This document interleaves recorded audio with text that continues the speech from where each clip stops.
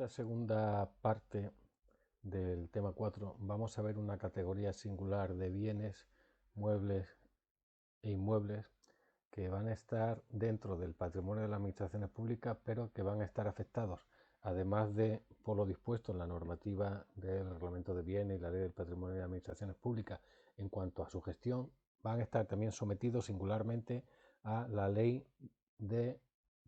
protección del patrimonio histórico español, la ley 16/85 y su reglamento de 1986. Y son bienes que pueden ser mobiliarios o mobiliarios que tienen esa categoría especial por su carácter o por su valor histórico artístico. Se integran en este tipo de bienes, incluido por tanto en el inventario, pues los bienes inmuebles, los objetos muebles de interés paleontológico, arqueológico, etnográfico, científico, técnico, el patrimonio documental, que luego veremos a qué se está refiriendo, el bibliográfico, los yacimientos, los sitios naturales, los jardines históricos, es decir, toda esta categoría de bienes que pueden pertenecer a una corporación local van a formar parte de ese patrimonio del inventario y del patrimonio de la corporación, pero con la singularidad de que van a estar afectados también por la ley del patrimonio histórico español, que regula en algunos casos qué se puede hacer con esos tipos de bienes y cuáles son las limitaciones que les afectan. En cuanto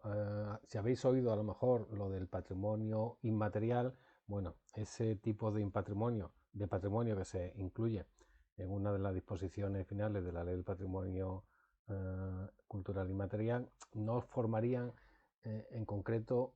parte de este patrimonio municipal en el concepto que le da al patrimonio tanto el reglamento de bienes como la ley del patrimonio de las administraciones públicas, principalmente porque no son evaluables económicamente. ¿De dónde proviene la necesidad de incluir este tipo de bienes muebles e inmuebles en una categoría especial o bajo una legislación específica? Pues proviene en nuestro Estado constitucional de lo que dispone el artículo 46 de la Constitución española, cuando dice que todos los poderes públicos deben garantizar la conservación y además deben promover el enriquecimiento del patrimonio histórico, cultural y artístico de los pueblos de España y de los bienes que lo integran,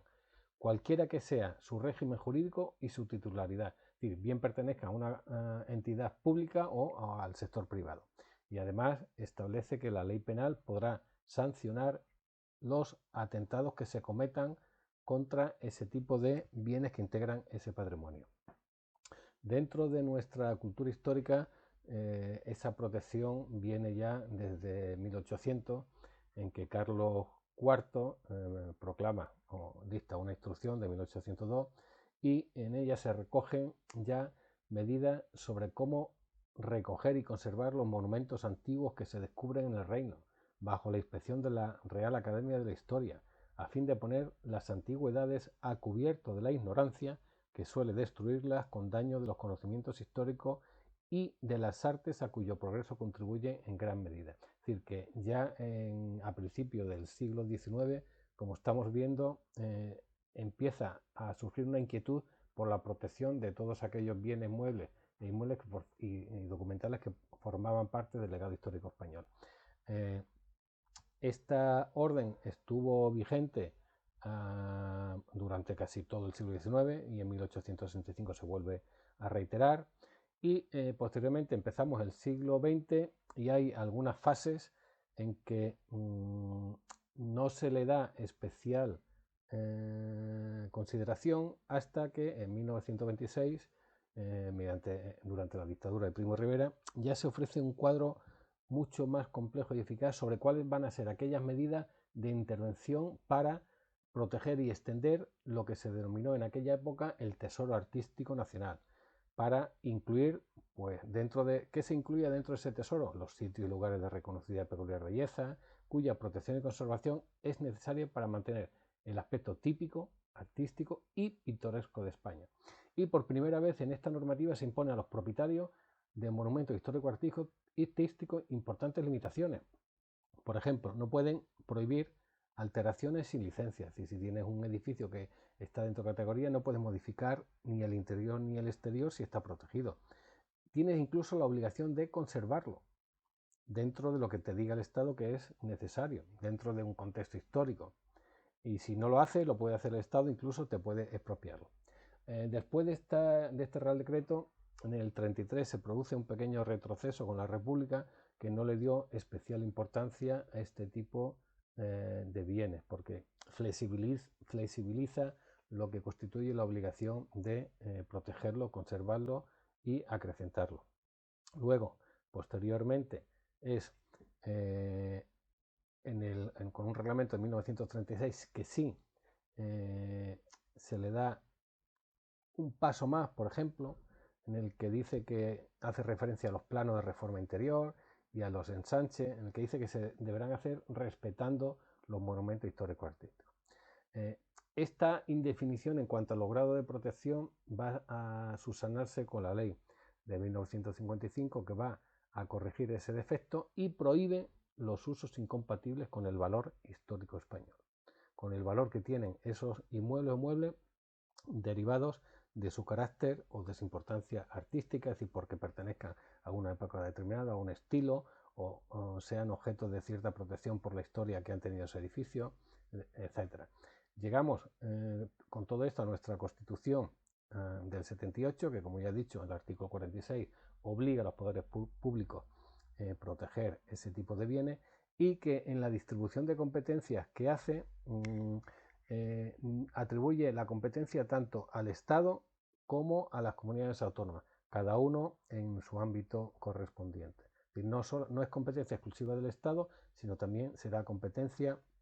del resto de las comunidades autónomas. Lo que pasa es que el Estado regula una normativa básica que puede ser desarrollada por las comunidades autónomas. Luego, a nivel europeo también hay otras normas que obligan a los Estados a una serie de medidas con respecto a este tipo de bienes culturales, por ejemplo, todo lo relativo a la exportación, que está muy controlada.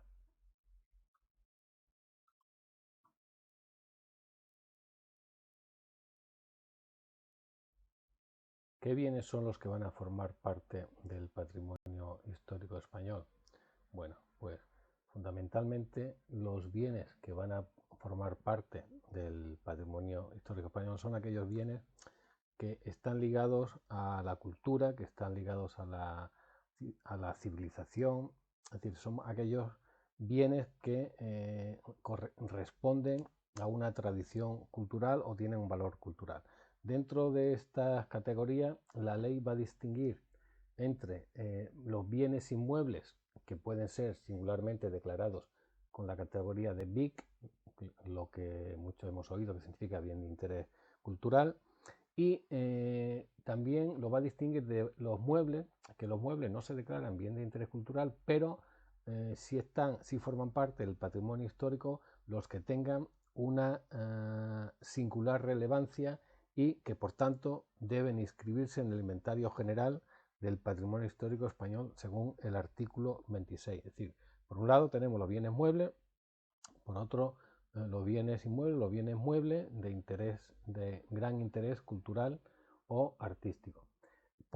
En tercer lugar, también forman parte de este patrimonio el patrimonio arqueológico, es decir, aquellos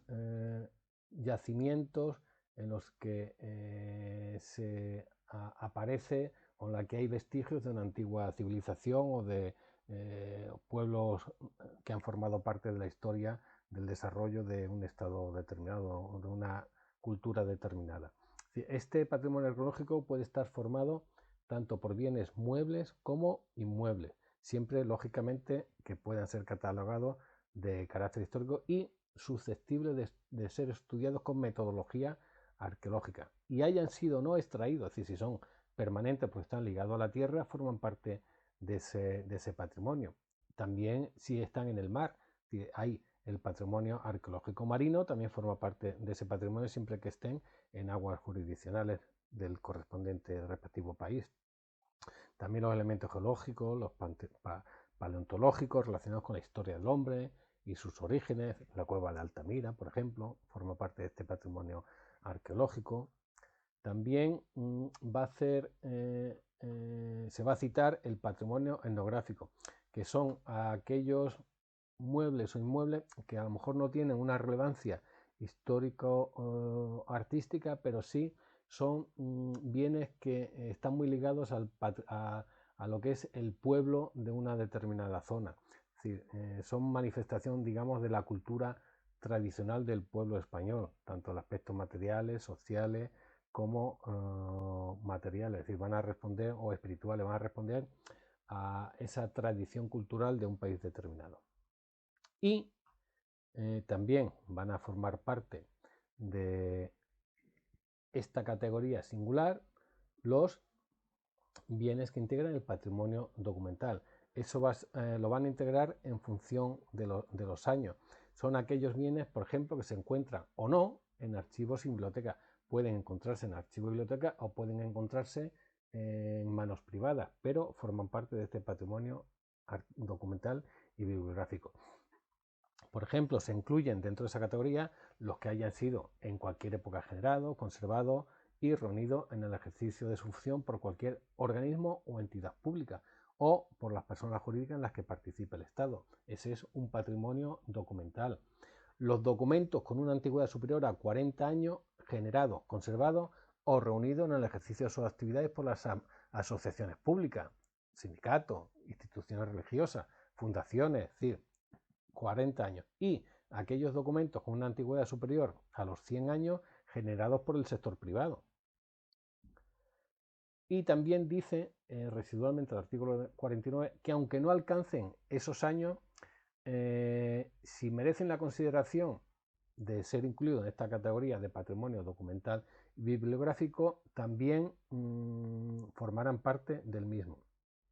Y dice, ¿qué forma parte del patrimonio bibliográfico? Pues nos va a decir, lógicamente, el patrimonio bibliográfico está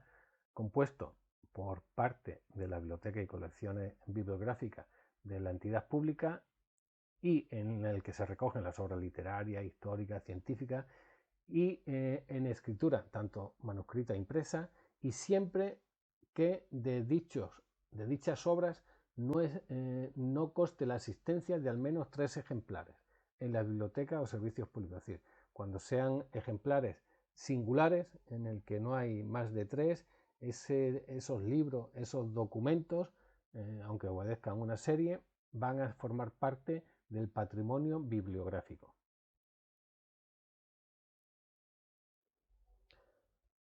La categoría de bienes que goza de mayor protección dentro de los bienes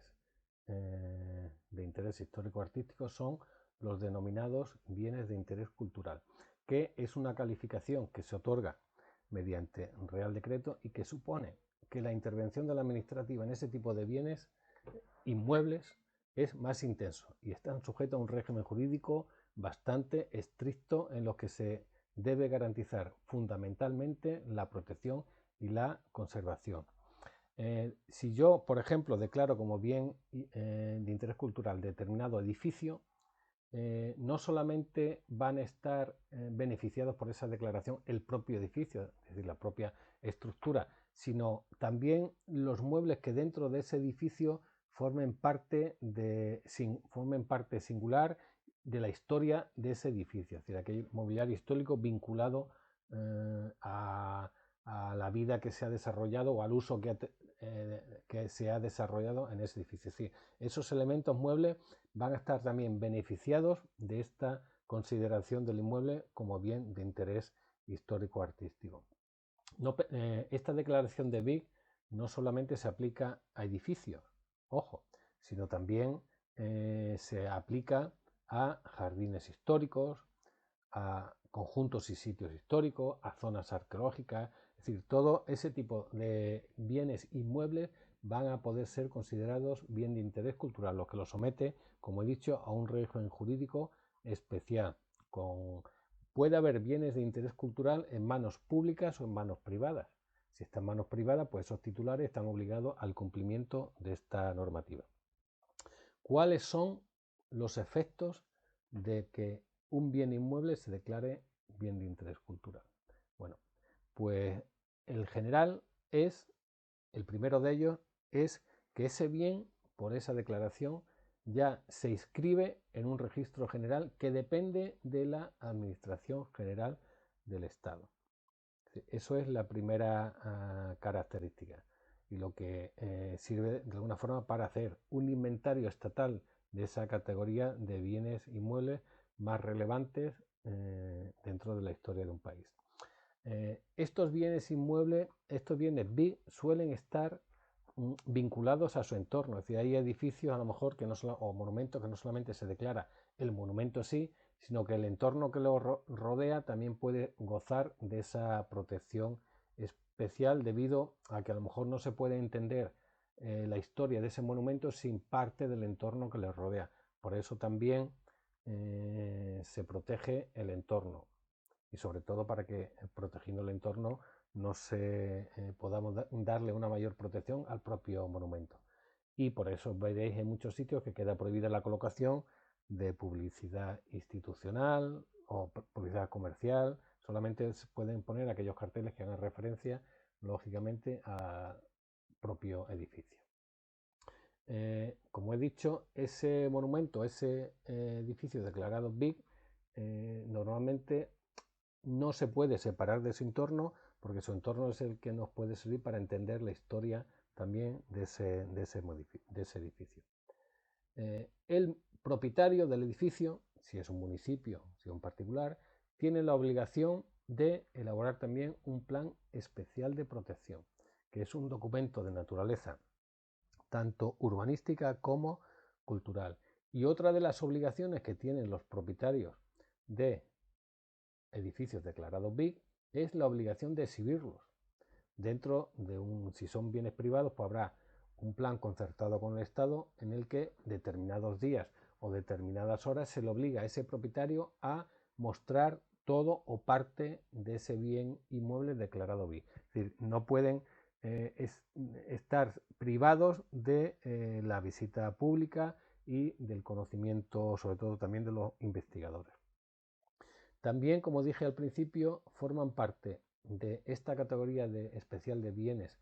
de interés cultural el patrimonio arqueológico. Y esto es fundamental porque ese patrimonio arqueológico va a tener la consideración de bien demanial,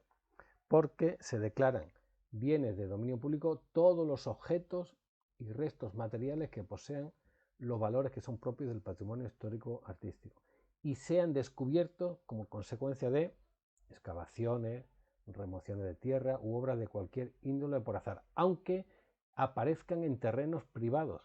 Es decir, da igual que si la titularidad de esa finca en la que se ha descubierto un poblado romano es privado. Eso inmediatamente va a demanializarse y va a gozar de la protección correspondiente e inherente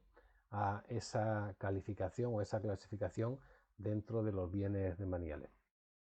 La administración sobre estos bienes tiene muchos poderes. Puede también expropiar a lo mejor toda la finca para la mejor conservación de ese patrimonio arqueológico. Es decir, tiene los poderes exorbitantes que vimos. ¿Por qué hemos incluido esta categoría específica de bienes afectados por esta declaración o por este interés histórico-cultural dentro de la gestión patrimonial? Principalmente porque este tipo de bienes, muebles o inmuebles, como nos dice el artículo 81 del texto refundido o el 117 del reglamento de bienes, si yo cualquier administración trata de venderlos, va a exigir siempre, va a ser necesario siempre el informe del órgano estatal o autonómico competente, con independencia de su valor. Es decir, siempre que se trate de vender un bien que está dentro de esta categoría, una corporación local va a necesitar el informe del órgano competente en materia cultural o patrimonial de la autonomía. En nuestro caso, debemos entender que ese informe lo deberá emitir la Comisión del Patrimonio Histórico Artístico. Pero es que eso es con respecto a la enajenación con independencia de su valor. Pero es que la adquisición de los bienes de esta categoría, nos dice el artículo 11.1, si yo voy a adquirir un bien que supera el importe de 15.000 euros, que es el límite de contratación directa en la ley de contratos del sector público para suministro, o su importe exceda del 1% de los recursos ordinarios del presupuesto, voy a necesitar siempre el informe del órgano estatal o autonómico que sea competente. Es decir, ya aquí para adquirir ese tipo de bienes hay una barrera en función de su valor en la que intervendrá el órgano que sea competente. Luego, como todos sabemos, el inventario tiene varios epígrafes. Los vehículos, bienes semovientes, bienes inmuebles. Bueno, pues dentro del inventario un epígrafe singular es el referido a aquellos muebles de carácter histórico o artístico. Es decir, esos bienes deben formar parte del inventario de forma separada. Es decir, por eso es interesante que hayamos tratado dentro de esta materia esta categoría singular de bienes. Luego, lógicamente, este tipo de bienes, sobre todo los inmuebles que están dentro de categoría, tiene incidencia